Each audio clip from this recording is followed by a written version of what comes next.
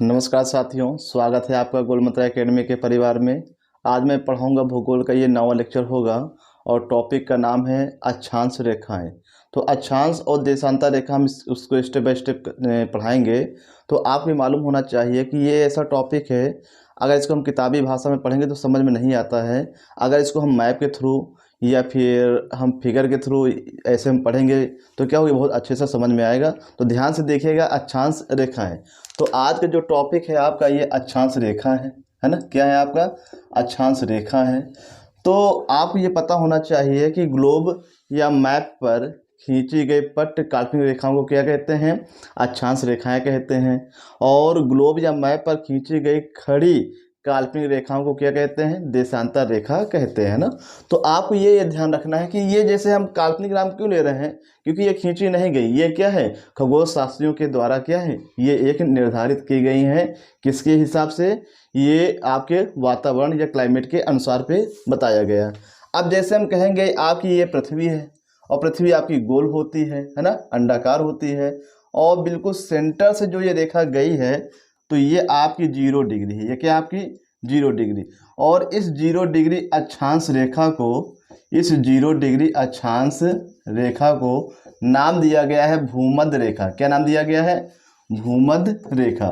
भूमध्य रेखा या फिर इसे विषुवत रेखा भी कहते हैं। क्या कहते हैं? विषुवत रेखा भी कहते हैं। तो आपको ये याद रखना है कि पृथ्वी के मध्य से जो 0 डिग्री अक्षांश रेखा है, इसे किस नाम से जाना जाता है? विषुवत रेखा या इसे भूमध्य रेखा के नाम से जाना जाता है। अगर हम आपसे कहें, एक लाइन मैंने ऐसे खींची और यहाँ पे क्या 90 अंश का हम कोण बना दिया, तो ये 90 अंश का कोण होगा। और आपसे ये कहें कि अक्षांश 0 डिग्री अक्षांश रेखा के ऊपर हम एक एक अंश के अंतराल पे अगर रेखा खींचना चाहें तो कितनी रेखाएं खींच सकते हैं? आपको मालूम होना चाहिए 90 अंश है, तो इसलिए हम क्या ऊपर 90 रेखाएं खींच सकते हैं। कितनी रेखाएं? 90 रेखाएं खींच सकते हैं। उसी प्रकार नीचे भी हम ऐसे लाइन खींचेंगे तो यहाँ पर भी 90 अंश का कोण आपका बन जाएगा, है ना। तो उसी प्रकार नीचे भी विषुवत रेखा के नीचे भी क्या हम एक एक अंश पे क्या रेखाएं खींचेंगे तो हम 90 रेखाएं खींच सकते हैं। कितनी रेखाएं? 90 रेखाएं खींच सकते हैं। तो इस प्रकार से हम कहेंगे कि अक्षांश रेखाओं की संख्या कितनी? 90 ऊपर और 90 नीचे, और प्लस ये जो बीच वाली 0 डिग्री है तो इसको भी हम और काउंट करेंगे। तो इस प्रकार से आपकी अक्षांश रेखाओं की संख्या कितनी हो गई है? 181। तो आपको ये याद रखना है कि अक्षांश रेखाओं की संख्या कितनी होती है? 181 होती है। लेकिन जो एक मानक बताया गया है कि ग्लोब, है ना, ग्लोब पर या फिर मैप पर, है ना, यहाँ से क्वेश्चन भी पूछा जाता है। ग्लोब पर जो है 179 माना जाता है और मैप पर 181, है ना। अब ग्लोब पे इसलिए 179 माना जाता है क्योंकि ऊपर एक बिंदु है और नीचे भी एक बिंदु है। तो 181 से हम ऊपर का एक और नीचे का एक 2 घटा देंगे तो 179, है ना। तो आपका क्वेश्चन पूछे कि ग्लोब पर अक्षांश रेखाओं की संख्या कितनी है? 179 है। मैप पर कितनी होती है? 181 है। अगर आपसे ऐसे सीधा सीधा पूछता है कि अक्षांश रेखाओं की संख्या कितनी होती है तो आपका आंसर क्या होगा? 181 होगा। क्या होगा? 181 होगा। ये बात समझ में आ गई होगी, हम इसको मिटाएंगे। तो आपको याद रखना है कि अक्षांश रेखाओं की संख्या कितनी होती है? 181 होती है और ग्लोब पर 179 होती है। और पृथ्वी के बिल्कुल मध्य से जो रेखा खींची गई है वो 0 डिग्री अक्षांश रेखा है। इसके 2 नाम है, एक भूमध्य रेखा, एक क्या है आपका? विषुवत रेखा आपका नाम है ना। आगे हम बात करेंगे यहीं से। जैसे हम कहें कि पृथ्वी पे जो वनों के जो प्रकार पाए जाते हैं उनको देखिए। जैसे ये आपके सेंटर पे, ये आपकी क्या है? सेंटर पे है। तो सेंटर पे ये आपकी एक रेखा हो गई और ये आपकी एक रेखा हो गई। तो ये आपकी 23.5 है। ये कितनी है? 23.5 N और ये 23.5 S है। ठीक है। फिर यहाँ पे हम देखेंगे ये आपका 45 और फिर यहाँ पे हम देखेंगे ये 66.5। कितना है? 66.5। और नीचे भी क्या होगा? ये 45 होगा और इसके नीचे भी क्या हो जाएगा? ये आपका 66.5 हो जाएगा, है ना। तो ऊपर N का मतलब ये होता है कि नॉर्थ और नीचे एस का मतलब क्या होगा, साउथ होता है। ये चीज़ आपको ध्यान रखना है। आप देखेंगे और बीच में आपकी क्या 0 डिग्री है। अब 0 डिग्री के ऊपर अर्थात उत्तर में 23.5 तक और दक्षिण में 23.5 तक जो वन पाए जाते हैं, इनको याद रखना है। इन्हें उष्णकटिबंधीय वन कहा जाता है। क्या कहा जाता है, उष्णकटिबंधीय वन कहा जाता है। तो आपको याद रखना है कि उष्णकटिबंधीय वन, उष्णकटिबंधीय वन, तो उष्णकटिबंधीय जो वन पाए जाते हैं, आपको ये याद रखना है 0 डिग्री अक्षांश रेखा के उत्तर में 23.5 तक, दक्षिण में 23.5 तक, तो आपके जो वन पाए जाते हैं, क्या पाए जाते हैं, उष्णकटिबंधीय वन। अब आपको ये ध्यान देना है कि 23.5 से लेकर 45 उत्तर में भी और 23.5 से लेकर 45 दक्षिण में भी, तो यहाँ पे जो वन पाए जाते हैं, तो आपको याद रखना है ये आपके उपोष्ण होंगे। क्या होंगे आपके, उपोष्ण कटिबंध। क्या होंगे आपके, यहाँ पर भी आपका उपोष्ण हो जाएगा और यहाँ पर भी क्या हो जाएगा, उपोष्ण आपका हो जाएगा ना। ये चीज़ें आपको याद रखना है। तो फिर से सुनिए कि 23.5 से 45 उत्तर में और 23.5 से 45 दक्षिण में जो आपके वन पाए जाते हैं, ये उपोष्ण कटिबंध वन पाए जाते हैं। क्या पाए जाते हैं, उपोष्ण कटिबंध वन पाए जाते हैं। अब हम बात करेंगे कि 45 से 66.5 उत्तर में, 45 से 66.5 उत्तर में, तो यहाँ पे जो आपके वन पाए जाते हैं, तो आपको याद रखना है शीतोष्ण कटिबंध। क्या पाए जाते हैं, शीतोष्ण कटिबंध। तो ये चीज़ें आपको याद रखना है। तो इनको फिगर से हम पढ़ेंगे, बहुत ही सहज भाषा में, बहुत ही आसानी से आपको याद हो जाएगा। अब देखेंगे 66.5 से ये आपका हो जाएगा ध्रुवों तक। तो यहाँ पे जो आपका जो वन पाया जाएगा, तो ध्रुवीय कटिबंध। यहाँ पे क्या हो जाएगा, ध्रुवीय कटिबंध, ध्रुवीय कटिबंध। ये चीज़ आपको याद रखना है। और यहाँ पर भी क्या हो जाएगा, ध्रुवीय कटिबंध, ध्रुवीय कटिबंध, है ना। तो ये चीज़ें आपको याद रखना है। फिर से बता देते हैं, 0 डिग्री से 23.5 उत्तर में, 23.5 दक्षिण में जो वन आपके पाए जाते हैं, वो आपके उष्णकटिबंधीय वन हैं। फिर हम आगे देखेंगे 23.5 से 45 और 23.5 से 45, ये क्या है आपके उपोष्ण कटिबंध। क्या है आपके उपोष्ण कटिबंध। फिर 45 से 66.5, फिर 45 से 66.5, ये क्या है आपके शीतोष्ण कटिबंध। क्या होगा, शीतोष्ण कटिबंध। और फिर हम आगे देखेंगे कि 66.5 से ध्रुवों तक, ऊपर भी और नीचे भी, यहाँ पे जो वन पाए जाते हैं, ये आपका हो जाएगा ध्रुवीय कटिबंध। क्या होगा, ध्रुवीय कटिबंध। इसके बाद हम देखेंगे, एक फिगर के माध्यम से बताएंगे। एक ये मैंने फिगर बनाया, एक ये मैंने फिगर बनाया। तो यहाँ पे हम जैसे एरो बनाते हैं, एक एरो का मतलब ये है कि आपको पता होना चाहिए ये जो बिंदु है, ये उत्तरी ध्रुव है। ये क्या है आपका, उत्तरी ध्रुव है। और ये नीचे का बिंदु क्या कहलाता है, दक्षिणी ध्रुव है। अभी हम आगे इसको बताएंगे। ये उत्तरी ध्रुव है और ये क्या है आपका, दक्षिणी ध्रुव। तो आपको ये याद रखना है कि अगर हम लोग क्या है, जैसे ध्रुवों से विषुवत रेखा की ओर आएंगे, ये क्वेश्चन पूछा जाता है, ये बीच में क्या विषुवत रेखा है। अगर जैसे हम कहाँ से चले, ध्रुवों से कहाँ पे, विषुवत रेखा की ओर आएंगे, तो आपको याद रखना है जैव विविधता, जैव विविधता आपको याद रखना बढ़ेगी। क्या होगा, बढ़ेगी। तो क्वेश्चन ये आएगा कि ध्रुवों से विषुवत रेखा की ओर जाने पे जैव विविधता घटेगी या बढ़ेगी या फिर अपरिवर्तित रहेगी। तो आपका आंसर क्या होगा, बढ़ेगी। क्या होगा, बढ़ेगी। उसी प्रकार यहाँ से बीच में है आपकी क्या, विषुवत रेखा। तो विषुवत रेखा से आप ध्रुवों की ओर जा रहे हैं, तो आपको ये याद रखना है, तो यहाँ पे जैव विविधता, जैव विविधता ये आपकी घटेगी। क्या होगी, घटेगी। ये 2 पॉइंट आपको याद अच्छे से रखना है। इसको मिटाने जा रहे हैं। तो आपको ये याद रखना है कि एक जगह बढ़ेगी, एक जगह क्या है, घटेगी। क्या चीज, जैव विविधता। कहने का मतलब है विषुवत रेखा से हम ध्रुवों की ओर जाते, ये आपकी विषुवत रेखा है और विषुवत रेखा से हम कहाँ जा रहे हैं, ध्रुवों पे जा रहे हैं। तो जैव विविधता क्या होगी, घटेगी, क्योंकि ध्रुवों पे हमेशा बर्फ जमी रहती है। तो वहाँ जाहिर सी बात है कि पेड़ पौधे पत्तियाँ कहाँ होंगी, है ना। और जब हम ध्रुवों से कहाँ आते हैं, विषुवत रेखा पे आते हैं, और विषुवत रेखा पे क्या है, गर्मी भी पड़ती है, वर्षा भी ज़्यादा होती है। आपको पता होना चाहिए कि हमारे यहाँ जुलाई अगस्त में वर्षा भी होती है, गर्मी भी होती है, और उसी समय घास वगैरह हैं, पेड़ वगैरह हैं, ये ज़्यादा होते हैं। तो ऐसे आप याद रखिएगा कि हम लोग ध्रुवों से विषुवत रेखा की ओर आते हैं तो जैव विविधता क्या होती है, ये बढ़ती है। और अगर हम लोग विषुवत रेखा से ध्रुवों की ओर जाते हैं तो जैव विविधता क्या होगी, घटेगी, है ना। अब इसी प्रकार एक हम और देखेंगे, एक फिगर और बनाते हैं, यहाँ हम बना लिए हैं। तो सेम वही कंडीशन यहाँ पे है, लेकिन यहाँ अलग चीज़। यहाँ पे क्या है, हम ध्रुवों से आते हैं कहाँ पे, विषुवत रेखा की ओर, और यहाँ पे विषुवत रेखा से कहाँ जाते हैं, ध्रुवों की ओर, है ना। तो यहाँ हम देखेंगे क्या होगा, जी का मान, है ना, जी का मान। तो जी का मान यहाँ पे क्या होगा, तो आपको याद रखना घटेगा, क्या होगा, घटेगा।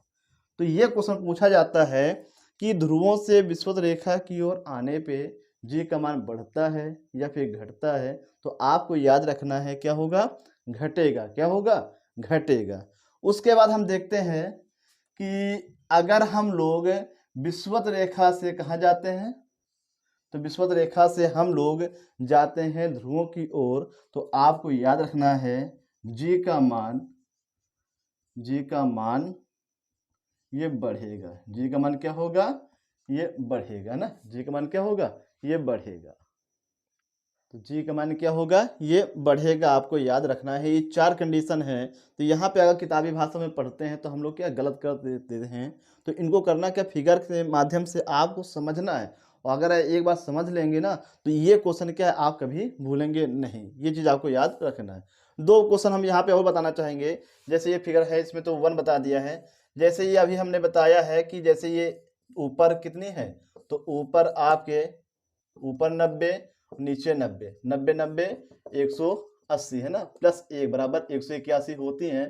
तो 2 क्वेश्चन यहाँ से ये बनते हैं कि 2 अक्षांश रेखा, 2 अक्षांश रेखा, तो 2 अक्षांश रेखा के बीच की जो दूरी होती है, आपको लिखना 2 अक्षांश रेखाओं के बीच की जो दूरी है, तो याद रखिएगा 111 किलोमीटर होती है। कितनी होती है, 111 किलोमीटर होती है। तो आपका क्वेश्चन ये आएगा कि 2 अक्षांश रेखाओं के बीच की दूरी कितनी होती है, 111 किलोमीटर होती है।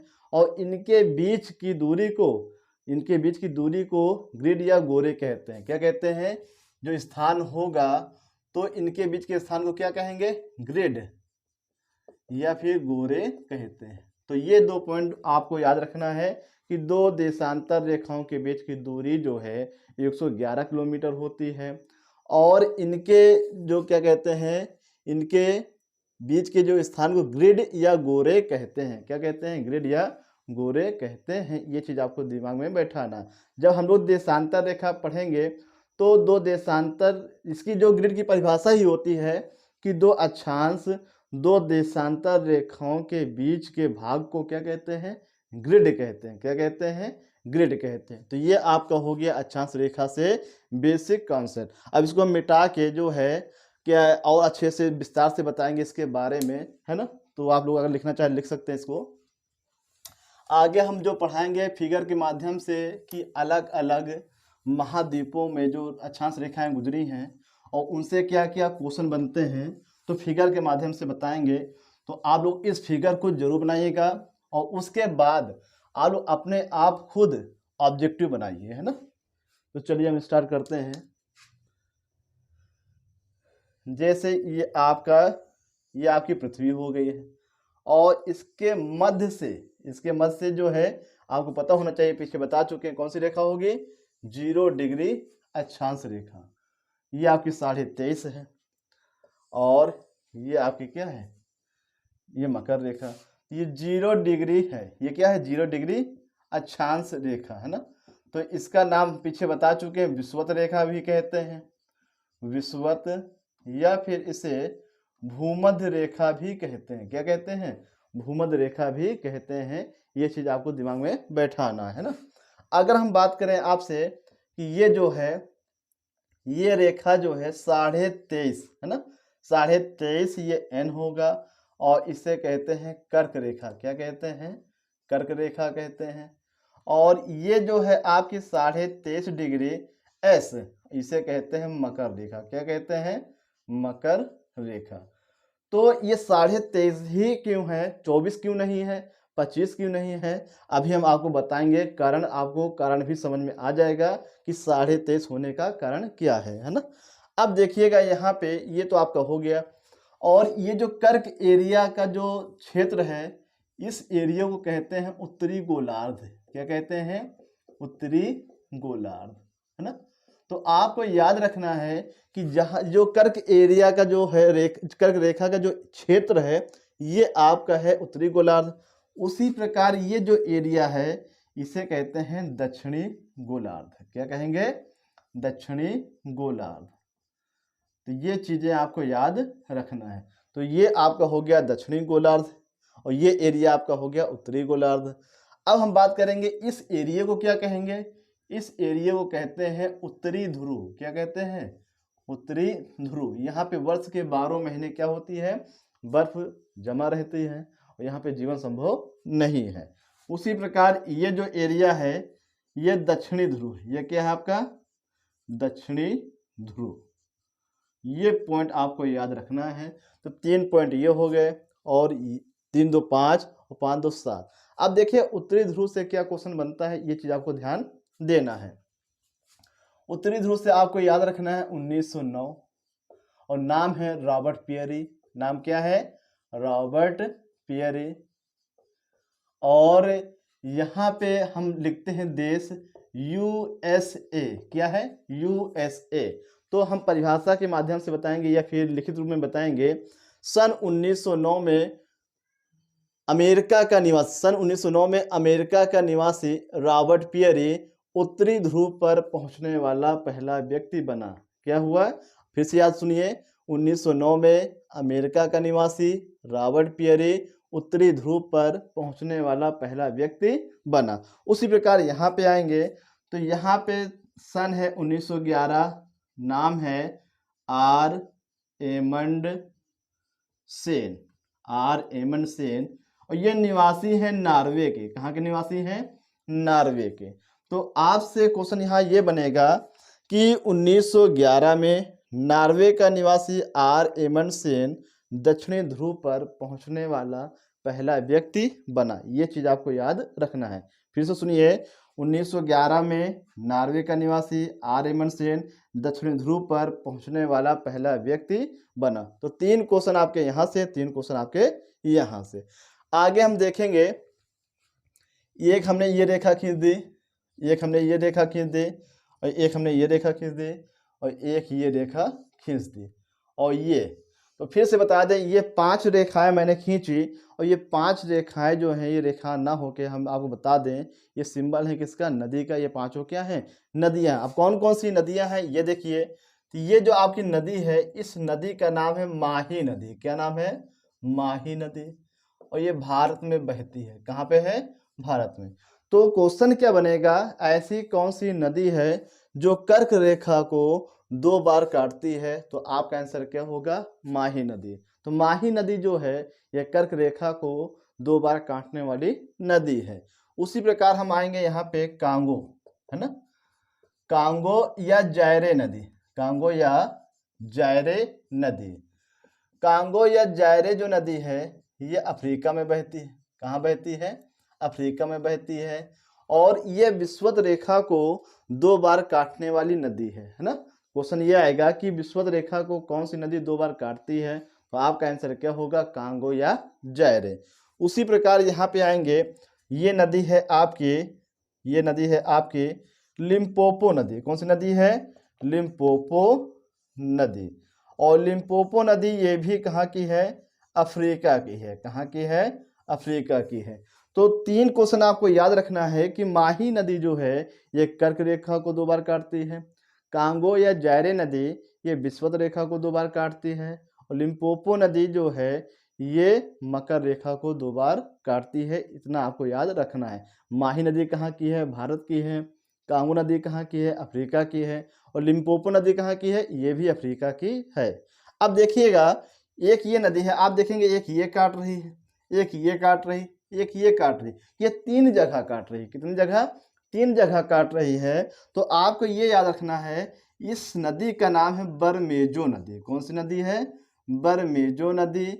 और ये नदी जो है दक्षिणी अमेरिका की है। कहाँ की है? दक्षिणी अमेरिका की, साउथ अमेरिका की है। क्वेश्चन ये आएगा कि ऐसी कौन सी नदी है जो मकर रेखा को 2 बार काटती है? तो सॉरी, हाँ, मकर रेखा को 3 बार काटती है। वो आपकी क्या है? बरमेजो नदी। तो आपको ये याद रखना है कि बरमेजो जो नदी है ये दक्षिणी अमेरिका में बहती है और ये मकर रेखा को 3 बार काटती है। मकर रेखा को 3 बार काटती है। आगे हम देखेंगे इस रेखा के बारे में। ये जो बिंदु है और इसी बिंदु पे विक्टोरिया झील है। क्या है आपकी? विक्टोरिया झील, है ना। क्वेश्चन ये भी पूछा गया है कि विक्टोरिया झील जो है ये किस अक्षांश रेखा पे स्थित है? तो आपको याद रखना है 0 डिग्री अक्षांश रेखा पे, जिसका नाम क्या है? विषुवत रेखा। और दूसरा नाम क्या है? तो दूसरा नाम भी क्या है इसका? भूमध्य रेखा। और यहाँ से निकलती है नील नदी। क्या निकलती है? नील नदी। तो नील नदी जो कहाँ से निकलती है? तो ये विक्टोरिया झील से निकलती है।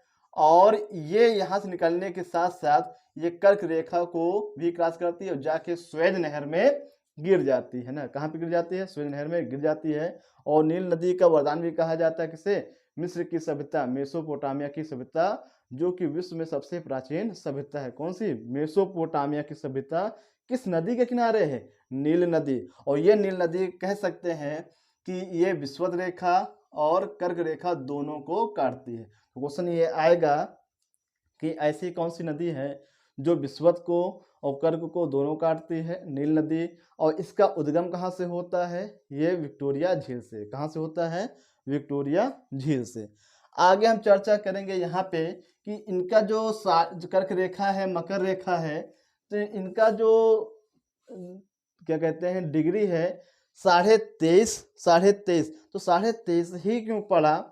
और यहाँ पे आपको ये भी याद रखना है 24 क्यों नहीं हुआ है, या फिर 25 क्यों नहीं हुआ है, या फिर 23 क्यों नहीं हुआ, 23.5 में क्यों रुक गया है? तो इसके पीछे भी एक कहानी है। तो आपको जैसे हम बता दें, ये बीच वाली आपकी क्या है? ये आपकी मकर रेखा है ना। और यहाँ मैंने एक गोला बना दिया। सूर्य आपका लंबवत है कहाँ पे? विषुवत रेखा पे। कहाँ पे लंबवत है? विषुवत रेखा पे। और ये जो तारीख है, ये तारीख है आपकी 21 मार्च। कौन सी तारीख है? 21 मार्च।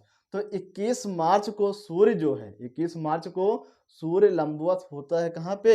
ये लंबवत होता है आपका विषुवत रेखा पे। कहाँ पे? विषुवत रेखा पे। अब देखिए सूर्य क्या कहते हैं, वो पृथ्वी सूर्य का चक्कर लगाती है, ये भी पता है। और अपने अक्ष पे पृथ्वी कितना झुकी है? तो ये भी पता होना चाहिए कि पृथ्वी अपने अक्ष पे 23.5 डिग्री झुकी है। ये भी क्वेश्चन पूछा जाता है कि पृथ्वी अपने अक्ष पे कितने डिग्री झुकी है? तो आपको याद रखना है 23.5 डिग्री झुकी है, जो कि हम पीछे पढ़ चुके हैं। अब देखिएगा कि यहाँ से एक कंडीशन ऐसे बनेगी कि सूर्य जाता है जाता है जाता है, तो फिर सूर्य यहाँ आ जाता है। कहाँ जाता है? यहाँ आ जाता है। कहने का मतलब ये है कि ऐसी कंडीशन बनती है परिक्रमा करने के वक्त कि सूर्य जो है ये इस अक्षांश रेखा पे लंबवत हो जाता है। और ये तारीख है आपके 21 जून। अब देखिए सूर्य जब यहाँ पे लंबवत होता है, अभी हमको ये नहीं पता है कि ये कितनी डिग्री अक्षांश रेखा है, ये हमको नहीं पता है। ठीक है, ये हमको नहीं पता है कि जब सूर्य की जो अधिकतम ऊंचाई जो जाती है यहाँ तक जाती है, इससे ऊपर सूर्य नहीं जाता है। और जब खगोल शास्त्रियों ने यहाँ पे इसको मापा, तो यहाँ पे ये निकला कि ये जो है भूमध्य रेखा से 23.5 डिग्री ऊपर ही जाता है। कितना जाता है? भूमध्य रेखा से सूर्य जो है ये 23.5 डिग्री ऊपर ही जाता है, इससे ऊपर नहीं जाता है। इसलिए 23.5 को नाम पड़ गया है क्या? कर्क रेखा। क्या नाम पड़ गया है? कर्क रेखा। तो कोई अगर आपसे पूछे कि इसका नाम कर्क रेखा क्यों पड़ गया है, तो इसी कारण से पड़ गया है। तो क्या कहते हैं? कर्क रेखा कहते हैं। तो आपको रटना ही है, कोई पूछे आप इसको समझा सकते हैं कि सूर्य जब क्या ऐसी कंडीशन बनती है कि पृथ्वी के सामने ऊपर अधिकतम ऊंचाई पे जाता है, तो इतनी ऊंचाई पे जाने के बाद रुक जाता है। जैसे हम लोग आर्मी में हाइट मापते हैं, आप मापने गए तो जितनी आपकी हाइट होगी उतनी तो बताएगा। तो यहाँ पे जितनी हाइट पे शुरू चला गया है उसी हाइट का नाम क्या पड़ गया है, कर्क रेखा पड़ गया है। कितनी हाइट पे है, 23.5 डिग्री एन पे। किससे, ये 0 डिग्री अक्षांश रेखा से। अब उसी प्रकार हम धीरे धीरे आएंगे यहाँ पे नीचे, तो यहाँ पे फिर से सूर्य जो है यहाँ पे लंबवत हो जाएगा और दोबारा से लंबवत होता है 23 सितंबर। क्या होता है, 23 सितंबर को, है ना। तो वर्ष में 2 बार जो लंबवत कहाँ पे होता है, विषुवत रेखा पे होता है, 21 मार्च और 23 सितंबर को। और फिर धीरे धीरे कंडीशन आपकी बनती है कि सूर्य यहाँ पे लंबवत हो जाता है। और यहाँ पे जब लंबवत होता है, ये तारीख है आपकी 22 दिसंबर। क्या है, 22 दिसंबर। और 21 जून की घटना को कहते हैं कर्क संक्रांति। क्या कहते हैं, कर्क संक्रांति। आपको याद रखना है कि कर्क संक्रांति की जो घटना है तो वो कब होती है, 21 जून को होती है। और 22 दिसंबर को होती है मकर संक्रांति की घटना। कौन सी, मकर संक्रांति की घटना, है ना। तो मकर संक्रांति की घटना 22 दिसंबर को होती है। और इस घटना को क्या कहते हैं, विषुव कहते हैं। क्या कहते हैं, विषुव कहते हैं, है ना। क्या कहते हैं, विषुव कहते हैं, है ना। अब यहाँ से आपको ये पूछना, विषुव जो होता है कब होता है, 21 मार्च को होता है और 23 सितंबर को होता है ना। अब देखिए जब 2 तारीख हैं तो 21 मार्च वाले को बसंत विषुव कहते हैं। क्या कहते हैं, बसंत विषुव। और 23 सितंबर वाले को कहते हैं शरद विषुव। ये चीजें आपको याद रखना है। जैसे आप लोग अश्विन वाले जो आपके नवरात्र होते हैं उन्हें क्या कहते हैं, शारदीय नवरात्र कहते हैं। उससे आप निकाल सकते हैं कि 23 सितंबर और 21 मार्च को विषुव होता है। ये पेट में आया हुआ क्वेश्चन है कि बसंत विषुव होता है कब, 21 मार्च को। और शरद विषुव कब होता है, 23 सितंबर को होता है ना।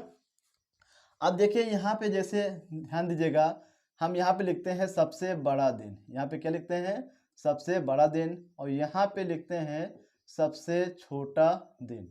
और यहाँ पे भी लिखते हैं सबसे बड़ा दिन। और यहाँ पर भी लिखते हैं सबसे छोटा दिन, है ना।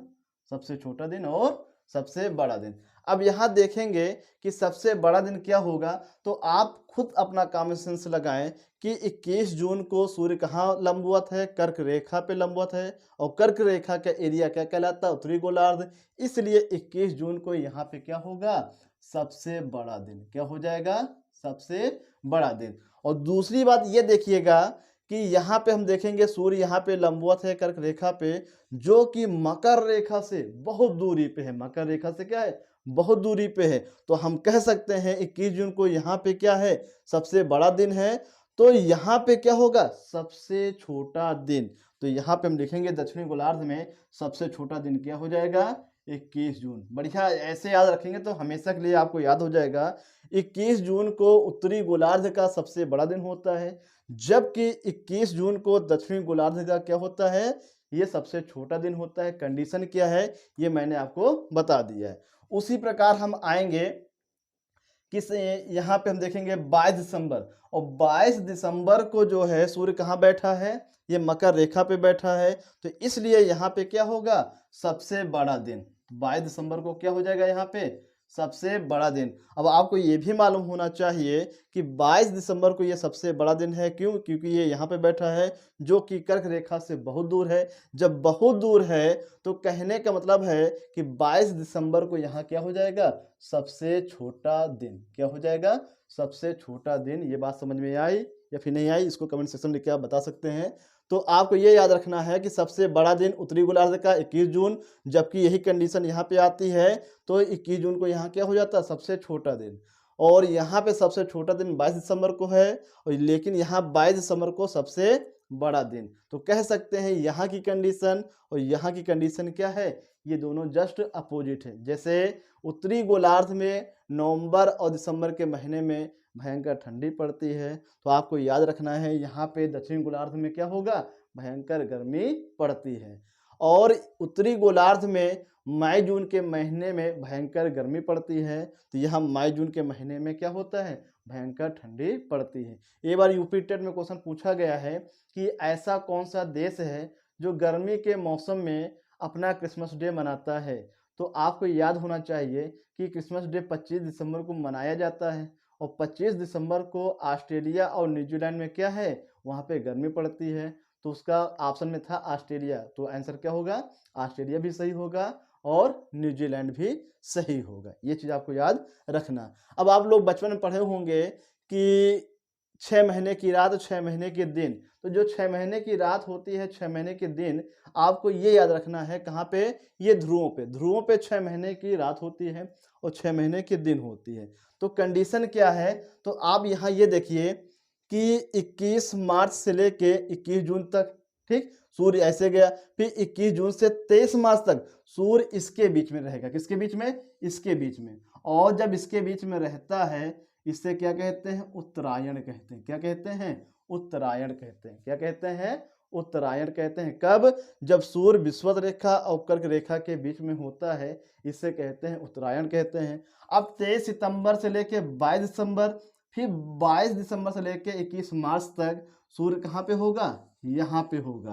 कहने का मतलब है कि 23 सितंबर से लेके 22 दिसंबर और फिर 22 दिसंबर से लेके 21 मार्च तक सूर्य भूमध्य रेखा और मकर रेखा के बीच में रहेगा और इसे क्या कहते हैं, दक्षिणायन कहेंगे। क्या कहेंगे, दक्षिणायन कहेंगे। अब जब सूर्य दक्षिणायन होता है, सुनिएगा, जब सूर्य दक्षिणायन होता है तो ध्रुवों पे क्या होता है, 6 महीने की रात, है ना। तो आपको ये याद रखना है कि जब सूर्य दक्षिणायन होता है तो ऐसी कंडीशन में 6 महीने की रात कहाँ हो जाती है, ये उत्तरी ध्रुव में हो जाती है। जबकि दक्षिणी ध्रुव में क्या होगा, ये 6 महीने का दिन हो जाएगा। क्या हो जाएगा, 6 महीने का दिन। कब, जब सूर्य इतने के बीच में रहेगा तब यहाँ पे 6 महीने की रात और यहाँ पे 6 महीने की दिन। और जब सूर्य इसके बीच में रहेगा तो आपको याद रखना है कि यहाँ पे 6 महीने का क्या हो जाएगा, दिन हो जाएगा। क्या हो जाएगा, 6 माह का दिन हो जाएगा और यहाँ पे क्या हो जाएगा, 6 माह की रात हो जाएगी। तो समझ के आपको याद रखना है, फिर से सुन लें, जब सूर्य इन दोनों के बीच में रहेगा तो यहाँ 6 महीने की रात होगी और यहाँ 6 महीने का दिन होगा। और जब सूर्य यहाँ पे रहेगा, उत्तरायण में रहेगा, तो यहाँ पे 6 महीने का दिन और यहाँ पे 6 महीने की रात। दोनों जगह की कंडीशन क्या होती है, अलग अलग होती है। तो ये कंडीशन होती है उत्तरायण और दक्षिणायन से, 6 महीने की रात 6 महीने के दिन और 6 महीने की रात 6 महीने के दिन। हमारे ख्याल से समझ में आ गया होगा, है ना। तो ये आपका कंप्लीट हो गया है। तो अभी ये पूरा नहीं हुआ है, हम दूसरा पार्ट में भी लेके आएंगे, वो छोटा पार्ट होगा। इसके बाद ये आपका टॉपिक कंप्लीट हो जाएगा। इसको फिगर से बनाने के बाद आप क्या करेंगे, इसके ऑब्जेक्टिव खुद बनाइए। देखिए, आप जब तक ऑब्जेक्टिव नहीं बनाएंगे तो आपकी अच्छी तैयारी नहीं होगी। कहने का मतलब है, आप वन लाइनर पॉइंट, इसको फिगर बनाने के बाद वन लाइनर पॉइंट अपने आप बनाइए, फिर आप बताइएगा सर जीएस याद होती है कि नहीं याद होती, फिर हमसे बताइएगा। अब देखिए, एक क्वेश्चन यहाँ और बताएंगे, जैसे ये कर्क है, मकर है, विषुवत है। ये पूछा गया है कई बार पेपर में कि कौन सा ऐसा एकमात्र महाद्वीप है जहां से ये तीनों रेखाएं गुजरी हैं। तो आपको याद रखना है अफ्रीका महाद्वीप। कौन सा है, अफ्रीका महाद्वीप। तो जो अफ्रीका महाद्वीप है, तो अफ्रीका महाद्वीप से क्या है, कर्क, मकर और विषुवत, ये तीनों रेखाएं गुजरी हैं। फिर सुनिए, कर्क, मकर और विषुवत, ये तीनों रेखाएं किस महाद्वीप से गुजरी हैं, तो एकमात्र महाद्वीप है और उस महाद्वीप का नाम है अफ्रीका महाद्वीप, जिसे अंधा महाद्वीप कहते हैं। वहां से ये तीनों क्या है, रेखाएं गुजरी हैं। तो ये आपका वीडियो समाप्त होता है। वीडियो आपका कैसा लगा है ये आप कमेंट सेक्शन में के बताएंगे। चलते चलते दो आपके क्वेश्चन होंगे। पहला आपका क्वेश्चन होगा कि आप बताएंगे कि गुप्त वंश के किस राजा ने महाराज धीराज की उपाधि धारण की। पहला क्वेश्चन, गुप्त वंश के किस राजा ने महाराज धीराज की उपाधि धारण की। दूसरा क्वेश्चन ये होगा कि सती प्रथा का उल्लेख सर्वप्रथम किस अभिलेख में मिलता है। ये आपको जवाब कमेंट सेक्शन में लिख के बताने। धन्यवाद, जय हिंद।